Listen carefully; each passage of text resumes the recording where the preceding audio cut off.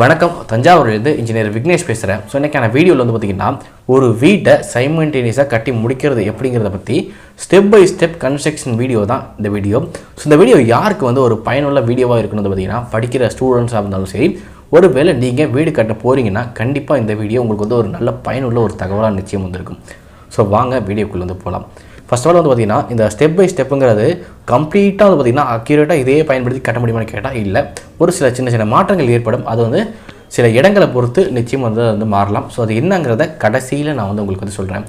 First of all வந்து பார்த்திங்கன்னா நம்ம ஸ்டார்டிங் ஸ்டேஜில் ஒரு பில்டிங் கட்ட போகிறோம்னா என்ன பண்ணணும் பார்த்திங்கன்னா சரியான பிளான் ரெடி பண்ணிக்கணும். அதாவது 2D பிளான் சொல்கிறோம் இல்லையா, அந்த சரியான 2D பிளான் ரெடி பண்ணிக்கணும். அது என்னது பார்த்திங்கன்னா வீட்டுக்கு தேவையான எலிவேஷன், அதாவது முகப்புன்னு தமிழில் வந்து சொல்லுவாங்க, அந்த எலிவேஷன் வந்து நம்ம ரெடி பண்ணிக்கணும். அண்ட் தென் ஸ்ட்ரக்சரல் டிராயிங், இது ஒரு பேசிக்கான ஒரு இன்ஃபர்மேஷன், ஒரு டேட்டாஸ். இந்த டேட்டாஸை நம்ம வந்து சரியாக ரெடி பண்ணிக்கணும். இப்போ தான் ஃபர்ஸ்ட் ஆஃப் ஆல் ஒரு இருக்க விஷயம். ரெண்டாவது விஷயம், நம்மக்கிட்ட ஒரு டேட்டா கிடச்சிச்சு, அந்த இடத்துல பார்த்திங்கன்னா அந்த இடத்துல சைட்டில் இருக்குன்னா அங்கே மார்க்கிங் நம்ம வந்து ஸ்டார்ட் பண்ணணும். இந்த மார்க்கிங்கில் வந்து பார்த்திங்கன்னா சரியான லெவலில் கரெக்டாக வந்து பண்ணணும். ஏன்னு வந்து பார்த்திங்கன்னா இந்த மார்க்கிங் தான் நாளைக்கு ஒரு பில்டிங்கோட ஒரு தலையெழுத்தே மாற்றும் போது, அதனால் ஒரு மார்க்கிங் லெவல் அப்படிங்கும்போது சரியாக பண்ணணும் அப்படிங்கிறத நான் வந்து சொல்லிக்கிறேன். அண்ட் தென் மார்க்கிங் முடிச்சிட்டோம். அதுக்கு அடுத்த விஷயம் வந்து பார்த்திங்கன்னா எக்ஸ்கவேஷன் வந்து பண்ணணும். அதாவது குழி வெட்டுறதுன்னு சொல்லுவாங்க இல்லையா, ஸோ அந்த எக்ஸ்கவேஷன் வந்து நம்ம வந்து பண்ணணும். இந்த எக்ஸ்கவேஷன் வந்து பார்த்திங்கன்னா மேபி நம்ம ஜேசிபி வச்சு யூஸ் பண்ணிக்கலாம். அதே பார்த்திங்கன்னா மேனுவலாக நம்ம ஹியூமன் வச்சு கூட வந்து பண்ணிக்கலாம் இந்த எக்ஸ்கவேஷன் ப்ராசஸை. இந்த எக்ஸ்கவேஷன் ப்ராசஸ்லாம் முடிஞ்சிட்டு சரியான டெப்த்து நம்ம ஸ்ட்ரக்சரல் டிராயிங் படி இருக்கிற சரியான ஒரு டெப்த்தை நம்ம வந்து கரெக்டாக கணக்கிட்டுறோம். அதுக்கு அடுத்து நம்ம என்ன செய்யணும் அப்படிங்கிறது பார்த்திங்கன்னா சாண்ட் ஃபில்லிங் வந்து பண்ணணும். குறிப்பிட்ட அளவுக்கு ஒரு சாண்ட் ஃபில்லிங் பண்ணணும். எதுக்காக அது சாண்ட் ஃபில்லிங் பார்த்திங்கன்னா காங்கிரீட் வந்து பார்த்திங்கன்னா என்றைக்கும் டேரெக்டாக ஒரு சாயிலோட வந்து பார்த்திங்கன்னா ரியாக்ட் ஆகக்கூடாது. அதுக்காக நம்ம பண்ணுற ஒரு விஷயம் தான் வந்து பார்த்திங்கன்னா சாண்ட் ஃபில்லிங் பண்ணுறோம். அதாவது நம்ம பிசிசி போடுறது கீழே சாண்ட் ஃபில் பண்ணிட்டு அதுக்கு மேலே நம்ம வந்து பிசிசி போடுறோம். அதாவது 1.5 ஜல்லியை வச்சு நம்ம பிசிசி குறிப்பிட்ட ரேஷியோவில் நம்ம வந்து அப்ளை பண்ணுறோம். அப்ளை பண்ணதுக்கப்புறமேட்டு நம்ம தெரிஞ்சிக்க வேண்டிய ஒரு விஷயம் என்னன்னா, நம்மளால் பூமியில் ஒரு இடத்துல நடக்க முடியுதுன்னா அதுக்கு காரணம் என்ன, சரியான நமக்கு ஒரு தரை இருக்குது. அந்த தரையில் நம்மளால் நிச்சயம் போய் நடக்க முடியுது. இதே மாதிரி தான் பார்த்திங்கன்னா ஒரு காலத்தோட ராடு வந்து சரியாக நிற்கிறதுக்கு அதுக்கு தேவையான ஃப்ளோர் மாதிரி தேவை. அந்த அமைப்புக்காக நம்ம என்ன பண்ணணும் பார்த்திங்கன்னா மேட் வந்து கொடுக்குறோம். இந்த மேட் வந்து பார்த்திங்கன்னா ஸ்டீலில் வந்து கொடுத்துட்டு அதில் காங்கிரீட்டை வந்து ஃபில் பண்ணிடுறோம். அதற்கு முன்னாடி நம்ம என்ன பண்ணிடுறோம், காலம் ராடை வந்து ஸ்ட்ரைட்டாக நம்ம வந்து நிற்க வச்சிடுறோம். இதுக்கு அடுத்து பார்த்திங்கன்னா அந்த மேட் காங்கிரீட் வந்து போட்டுறோம். அதான் ஃபூட்டிங் காங்கிரீட். அந்த ஃபூட்டிங் காங்கிரீட் கம்ப்ளீட் பண்ணதுக்கப்புறம் பார்த்திங்கன்னா காலத்தை வந்து ரைஸ் பண்ணணும். எது வரைக்கும் ரைஸ் பண்ணணும் அப்படிங்கிறது பார்த்திங்கன்னா நமக்கு கீழே தரை மட்டத்தில் ஒரு பீம் இருக்கும். அந்த கிரவுண்ட் லெவல் பீம் வரைக்கும் பார்த்திங்கன்னா இந்த காலத்தை வந்து பார்த்தா ரைஸ் பண்ணிக்கணும். ஸோ ரைஸ் பண்ணதுக்கு அப்புறமேட்டு பார்த்திங்கன்னா அந்த கிரேட் பீம் அப்படிங்கிற ஒரு விஷயத்தை வந்து கரெக்டாக நம்ம வந்து அப்ளை பண்ணணும். ஸ்ட்ரக்சரல் டிராயிங்கில் அதுக்கு என்னென்ன மாதிரியான ஹைட் வந்து கொடுத்துருக்காங்க, அந்த வித் என்ன கொடுத்துருக்காங்க, அதன் அமைப்பில் வந்து பார்த்திங்கன்னா நம்ம கிரேட் பீம் வந்து கம்ப்ளீட்டாக வந்து நம்ம வந்து யூஸ் பண்ணிடணும்.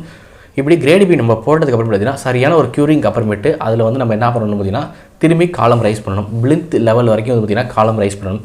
அதாவது பேஸ்மெண்ட் லெவலில் ஒரு பெல்ட் இருக்கும். அந்த பேஸ்மெண்ட் லெவல் பெல்ட் வரைக்கும் வந்து பார்த்திங்கன்னா அந்த காலத்தை வந்து நம்ம வந்து ரைஸ் பண்ணிக்கணும். ரைஸ் பண்ணியாச்சு. அதுக்கப்புறம் என்ன பண்ணணும்னு பார்த்திங்கன்னா நம்ம பிரிக் ஒர்க் வந்து ஸ்டார்ட் பண்ணணும். இந்த பிரிக் ஒர்க் நம்ம என்ன பண்ணணும் பார்த்திங்கன்னா நம்ம காலம் லெவலில் எவ்வளோ ஹைட்டில் ரீச் பண்ணியிருக்கோமோ அந்த பிளிந்த் ஏரியா வரைக்கும் நம்ம வந்து கம்ப்ளீட் பண்ணிவிட்டு அது மேலே வந்து பார்த்திங்கன்னா இன்னொரு பீம் வந்து கொடுக்கணும். இது பிளிந்த் பீம் நம்ம வந்து சொல்லுவோம். இந்த பிளிந்த் பீம் வந்து கரெக்டாக நம்ம வந்து கொடுத்துட்டோம்னா அதுக்கப்புறமேட்டு உள்ளே வந்து பார்த்திங்கன்னா ஒரு பாக்ஸான ஒரு அமைப்பு இருக்கும். அந்த பாக்ஸான அமைப்பில் என்ன பண்ணணும்னு பார்த்திங்கன்னா கிராவல் அப்படிங்கிற ஒரு விஷயத்தை வந்து ஃபில் பண்ணணும். இதற்கு வேறு எதுவுமே வந்து பார்த்திங்கன்னா யூஸ் ஆகும்னு கேட்டால் இல்லை. கிராவலுங்கிறது கொஞ்சம் நல்லாயிருக்கும். ஒரு கன்சாலிடேட் ஆகிறதாலும் சரி, மற்ற விஷயங்களுக்கும் சரி, ரேட் வைஸ் பார்க்கும்போது ஒரு நல்ல விஷயமா கிராவல் இருக்கும். அதனால் கிராவல் வந்து நீங்கள் வந்து ஃபில் பண்ணிடுங்க. கம்ப்ளீட்டாக வந்து ஃபில் பண்ணதுக்கு அப்புறமேட்டு பார்த்திங்கன்னா ஒரு சின்ன கேப், அதாவது பார்த்திங்கன்னா நீங்கள் பிளித்தோட டாப் லெவல்லேருந்து ஒரு குறிப்பிட்ட அளவுக்கு நம்ம வந்து டவுன் பண்ணி கிராவல் வந்து கன்சாலிடேட் பண்ணணும். அதாவது குழச்சி விடணும்னு சொல்லுவாங்க இல்லையா, அந்த குழச்சி விட்டணும். ஒரு குறிப்பிட்ட டேஸ் கழிச்சது பார்த்திங்கன்னா அந்த லெவலில் வந்து பார்த்திங்கன்னா நம்ம வந்து பிசிசி அப்படிங்கிற ஒரு காங்கிரீட்டை போடணும். நம்ம எப்படி வந்து பார்த்திங்கன்னா ஒரு ஃபூட்டிங் காங்கிரீட் கீழே வந்து பார்த்திங்கன்னா ஒரு 1.5 காங்கிரீட் போட்டோமோ அதே மாதிரி நம்மளோட ஃப்ளோர் கரெக்டாக அமையறதுக்காக நம்ம என்ன பண்ணணும் பார்த்திங்கன்னா அந்த பிசிசிங்கிற இடத்துல ஒரு 1.5 காங்கிரீட் வந்து நம்ம வந்து போடணும். ஓகே, இந்த 1.5 காங்கிரீட் அந்த பிசிசி நம்ம வந்து போட்டோம். இதுக்கு அடுத்து வந்து பார்த்திங்கன்னா 2 விதமாக நம்மளோட பில்டிங் வந்து கம்ப்ளீட் பண்ணலாம். எப்படின்னு பார்த்திங்கன்னா முதல் விஷயம் வந்து பார்த்திங்கன்னா நம்ம ரூஃப் லெவலில் வந்து பார்த்திங்கன்னா காலத்தை ரைஸ் பண்ணிவிட்டு அந்த பார்த்திங்கன்னா பீம் ரூஃப் அப்படிங்கிறது கம்ப்ளீட் பண்ணலாம். அப்படி இல்லைன்னு வந்து பார்த்திங்கன்னா நம்ம சைமல்டேனியஸாக வந்து பார்த்திங்கன்னா நம்ம காலம் ரைஸ் பண்ண வந்து பார்த்திங்கன்னா நம்ம பிரிக் ஒர்க்கே ரைஸ் பண்ணி வந்து பண்ணலாம். இது வந்து நம்ம சைட்டோட அமைப்பு பொறுத்தும் நம்மளோட விருப்பத்தை பொறுத்தும் நம்ம வந்து சேஞ்ச் பண்ணிக்கலாம். பட் எது பெஸ்ட்டுங்கிறது வந்து பார்த்திங்கன்னா ரெண்டுமே ஒரு பெஸ்ட்டான விஷயம் தான். எதுலையுமே நீங்கள் வந்து பண்ணிக்கலாம். எதுவுமே வந்து ஒன்று குறைச்சலாம் அப்படிங்கிற மாதிரி விஷயங்கள்லாம் கிடையாது. சரி, ஓகே, நம்ம என்ன பண்ணணும்னு பார்த்திங்கன்னா நார்மலாக நம்ம பண்ணுற மாதிரியே பண்ணுவோம். எப்படின்னு பார்த்திங்கன்னா ஒரு லிண்டல் லெவலில் வந்து பார்த்திங்கன்னா காலத்தை வந்து ரைஸ் பண்ணிடும். அந்த பார்த்திங்கன்னா ரூஃப் லெவல் இப்படி தான் நம்ம வந்து பண்ணணும்னு வச்சுக்கோங்களேன். இப்போ அந்த ஸ்டேஜில் நம்ம என்ன பண்ணணும்னு பார்த்திங்கன்னா ஒரு 7 அடியில் ஒரு காலத்தை வந்து பார்த்திங்கன்னா ரைஸ் பண்ணிடணும். இப்படி ரைஸ் பண்ணதுக்கு அப்புறமேட்டு வந்து பார்த்திங்கன்னா நம்ம பிரிக் ஒர்க்குங்கிறத ஸ்டார்ட் பண்ணணும். அதாவது சைடு பிரிக் ஒர்க் நம்ம வந்து ஸ்டார்ட் பண்ணணும். எனக்கு ஒரு விஷயத்தை நீங்கள் வந்து திங்க் பண்ணிக்கோங்க. நம்ம ஃப்ரேம்டு ஸ்ட்ரக்சர் பண்ணுறதுனால வந்து பார்த்திங்கன்னா எந்த வகையிலேருந்து பார்த்திங்கன்னா ஒரு பிரிக்கு ஒரு லோடை வாங்குறது டிரான்ஸ்ஃபிட் பண்ணவே பண்ணாது. அதனால் ஒரு பிரிக்குங்கிறது ஒரு சின்ன ஒரு பார்ட்டிஷன் மாதிரி தான். ஒரு வீட்டை ஒரு செப்பரேட் பண்ணுறதுக்காகவும் ஒரு அடைக்கிறதுக்காகவும் தான் நம்ம வந்து பிரிக்கை பயன்படுத்துகிறோமே தவிர்த்து அது எந்த வகையிலையும் லோடை கேரி பண்ணாது. அந்த விஷயத்தை நம்ம வந்து திங்க் பண்ணிக்கணும்.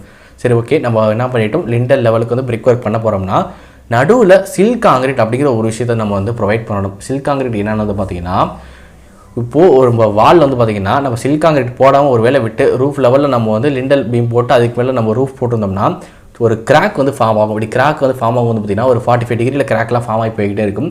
இந்த கிராக் எந்த இடத்துல நம்ம காங்கிரீட் லேயர் வருதோ அந்த இடத்துல அந்த கிராக்குங்கிற ஸ்டாப் ஆகும். ஒருவேளை நம்ம வந்து இந்த சில்க் காங்கிரீட் போடாமல் விட்டுருந்தோம்னா அந்த கிராக் வந்து பார்த்திங்கன்னா நம்மளோட பிளிந்த் பீம் அளவுக்கு வந்து போயிடும். அதுக்கப்புறமேட்டு தான் அது கிராக்குங்கிறது ஸ்டாப் ஆகும். அதனால தான் நம்ம என்ன பண்ணுறோம் பார்த்திங்கன்னா சில்க் காங்கிரீட் அப்படிங்கிற ஒரு விஷயத்தை ப்ரொவைட் பண்ணுறோம். ஸோ எந்தெந்த இடத்துல ஜன்னல் வருது, எந்தெந்த இடத்துல வந்து பார்த்திங்கன்னா டோர்ஸ் வருதுங்கிறத கரெக்டாக அதை நம்ம வந்து மார்க் பண்ணி லிண்டல் லெவலில் ரைஸ் பண்ணிடணும். லிண்டல் லெவலில் ரைஸ் பண்ணதுக்கப்புறம் பார்த்திங்கன்னா கட் லிண்டல் அப்படிங்கிற ஒரு விஷயத்தை நம்ம வந்து ப்ரொவைட் பண்ணணும். கட் லிண்டல் எதுக்காக ப்ரொவைட் பண்ணுறோம் அப்படிங்கிறது வந்து பார்த்திங்கன்னா ஒரு விண்டோ மேலே வந்து பார்த்திங்கன்னா ஒரு பிரிக்கோட லோடு தானாக வந்து உட்காந்துடக்கூடாது. ஸோ அதற்காக தான் இந்த கட் லிண்டல் அப்படிங்கிற ஒரு விஷயம் ப்ரொவைட் பண்ணுறோம். நார்மலாக பல பேர் வந்து பார்த்திங்கன்னா அந்த லிண்டல்லேருந்து பார்த்திங்கன்னா ஒரு ரூஃபுக்கான பீமை வந்து ப்ரொவைட் பண்ணிடுறாங்க. பட் அந்த மாதிரியான விஷயத்தை வந்து யாரும் பண்ணவே கூடாது.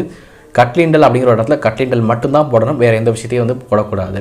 அண்ட் தென் அடுத்த விஷயம் வந்து என்னென்னு வந்து பார்த்திங்கன்னா கட் லிண்டல் நம்ம வந்து போட்டாச்சு. அதுக்கடுத்து என்ன பண்ண பார்த்திங்கன்னா ரூஃப் லெவல் பிரிக் ஒர்க் பண்ணணும். அதுக்கப்புறமேட்டு ரூஃப் பீம் அண்ட் தென் ரூஃபோட காங்கிரீட் வந்து போட்டுடணும். ஸோ இதை கம்ப்ளீட் பண்ணதுக்கப்புறமேட்டு ஒரு குறிப்பிட்ட டேஸ் க்யூரிங் கழிச்சு வந்து பார்த்திங்கன்னா நம்ம பேரப்பெட் வால் வந்து கன்ஸ்ட்ரக்ட் பண்ணணும். ஒரு 3 அடி வந்து நம்ம வந்து பண்ணணும். இப்படி இந்த 3 அடி பண்ணும்போது வந்து பார்த்திங்கன்னா 4.5 செவராக தயவு செஞ்சு கட்டிடாதீங்க, 3/4 அடி செவராக தான் முடிஞ்ச அளவுக்கு நீங்கள் வந்து கட்டலாம். சரி, ஓகே. நம்ம வந்து பேரப்பெட் வாலையும் முடிச்சாச்சு. அதுக்கப்புறம் என்ன பண்ணுறது பார்த்திங்கன்னா எலக்ட்ரிக்கல் பாயிண்ட்ஸ் எங்கே வருதுங்கிறது சரியாக நம்ம வந்து நோட் பண்ணிக்கிட்டு அதுக்கு அப்புறமேட்டு நம்ம என்ன பண்ணுறது பார்த்திங்கன்னா அந்த வாலை வந்து சேஸ் பண்ணணும். வால் சேஸ் பண்ணிட்டு இந்த பைப்லாம் வச்சுருவாங்க. அந்த பைப் வச்சதுக்கு அப்புறம் பார்த்திங்கன்னா பிளாஸ்டிங் ஒர்க் வந்து நம்ம ஸ்டார்ட் பண்ணணும். இன்னர் பிளாஸ்டிங் ஸ்டார்ட் பண்ணிடுவாங்க. இப்படி இன்னர் பிளாஸ்டிங் ஸ்டார்ட் பண்ணுறதுக்கு முன்னாடி நம்மளோட விண்டோஸோட ஃப்ரேம்ஸையும் நம்ம வந்து கரெக்டான இடத்துல வச்சிடணும். ஸோ வச்சதுக்கு அப்புறமேட்டு தான் நம்ம வந்து என்ன பண்ணணும் பார்த்திங்கன்னா இந்த பிளாஸ்டிக் ஒர்க்குங்கிறத ஸ்டார்ட் பண்ணணும். ஓகே, பிளாஸ்டிக் ஒர்க்கு ஸ்டார்ட் பண்ணியாச்சு. இதில் இன்னொரு நோட்டிஃபை பண்ண வேண்டிய ஒரு விஷயம் வந்து பார்த்திங்கன்னா ஸோ எந்த இடத்துல செல்ஃப் வருதோ அந்த இடத்துல பார்த்திங்கன்னா கரெக்டாக நம்ம வந்து வெட்டி விட்டுறணும். இந்த பிளாஸ்டிக் பண்ணும்போதே வெட்டி விட்டுறணும். அண்ட் தென் வந்து பார்த்திங்கன்னா அதுக்கு அடுத்து கிச்சன் கவுண்ட் ஆஃப் எந்தெந்த வருதோ அங்கேயும் சரியான இடத்துல வந்து வெட்டி விட்டுட்டு அந்த இடத்துல பிரிக் ஒர்க் பண்ணி அங்கே வந்து நம்ம பிளாஸ்டிக் ஒர்க்கு நம்ம வந்து பண்ணிடணும். இப்படி இன்னர் பிளாஸ்டிக் முடிஞ்சிச்சு. அவுட்டர் பிளாஸ்டிக் முடிஞ்சதுக்கப்புறம் பார்த்திங்கன்னா அடுத்து ஒயிட் வாஷ் பண்ணுவாங்க. ஸோ ஒயிட் வாஷ் பண்ணதுக்கப்புறமேட்டு வந்து பார்த்திங்கன்னா நம்ம வந்து ஒயரிங் வேலைனா ஒயரிங் வேலை பண்ணலாம். அதே பார்த்திங்கன்னா விண்டோஸ் ஒர்க் அதே பார்த்திங்கன்னா டோர் ஒர்க் பண்ணுற மாதிரி இருந்தால் டோர் ஒர்க்கையும் பண்ணலாம். ஒரு சில பேர் வந்து பார்த்திங்கன்னா ஒரு கோட் பட்டி முடிஞ்சோன்னு பார்த்திங்கன்னா ஒயரிங் பண்ணுவாங்க. அதே பார்த்திங்கன்னா ஒரு விண்டோஸோட ஒர்க்கையும் டோரோட ஒர்க்கையும் வந்து பார்த்திங்கன்னா பண்ணுவாங்க. நான் ரெடியாக வந்து சொல்லியிருந்தேன் இல்லையா, ஒவ்வொரு இடத்துக்கும் வந்து பார்த்திங்கன்னா டிஃபர் ஆகும்.